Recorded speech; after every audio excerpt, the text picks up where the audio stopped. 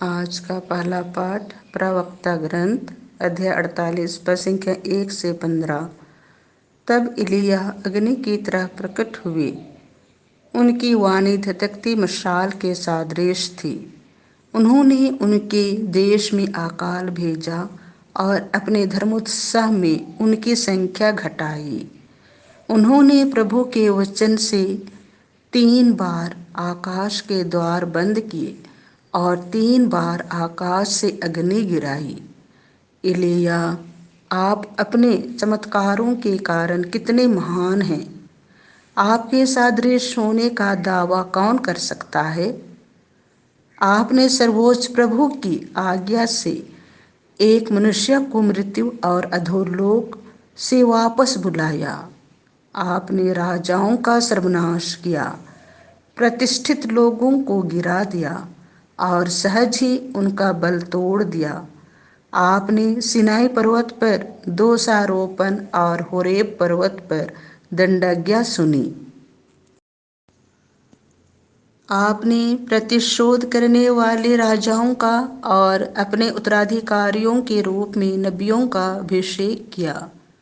आप अग्नि की आंधी में अग्निमय अश्वों के रथ में आरोहित कर लिए गए।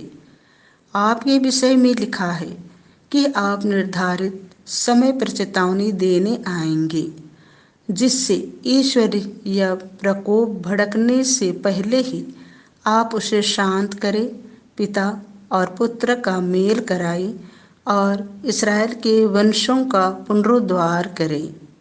धन्य हैं वे जिन्होंने आपके दर्शन किए, जो आपके प्रेम से सम्मानित हुए।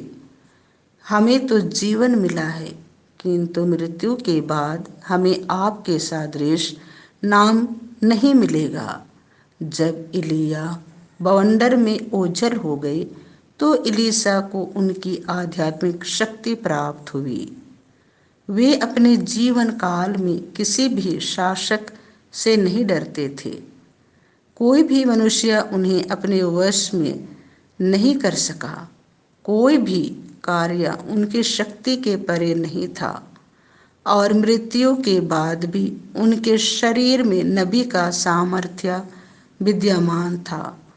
उन्होंने अपने जीवन काल में चमत्कार और मृत्यु के बाद भी अपूर्व कार्य कर दिखाए। यह प्रभु की वाणी है।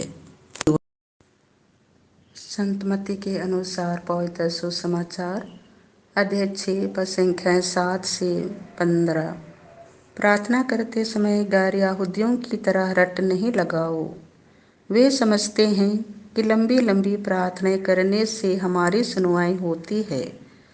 उनके समान नहीं बनो, क्योंकि तुम्हारे मांगने से पहले ही तुम्हारा पिता जानता है कि तुम्हें किन किन चीज़ों की जरूरत है।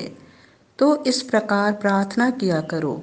स्वर्ग में विराजमान हमारे पिता, तेरा नाम पवित्र माना जाए, तेरा राज्य आए, तेरी इच्छा जैसे स्वर्ग में वैसे पृथ्वी पर भी पूरी हो।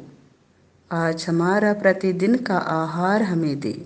हमारे अपराध क्षमा कर, जैसे हमने भी अपने अपराधियों को क्षमा किया है, और हमें परीक्षा में ना डाल, बल्कि बुराई से हमें बचा। यदि तुम दूसरों के अपराध क्षमा करोगे तो तुम्हारा स्वर्गीय पिता भी तुम्हें क्षमा करेगा, परंतु यदि तुम दूसरों को क्षमा नहीं करोगे तो तुम्हारा पिता भी तुम्हारे अपराध क्षमा नहीं करेगा। यह प्रभु का सुसमाचार है।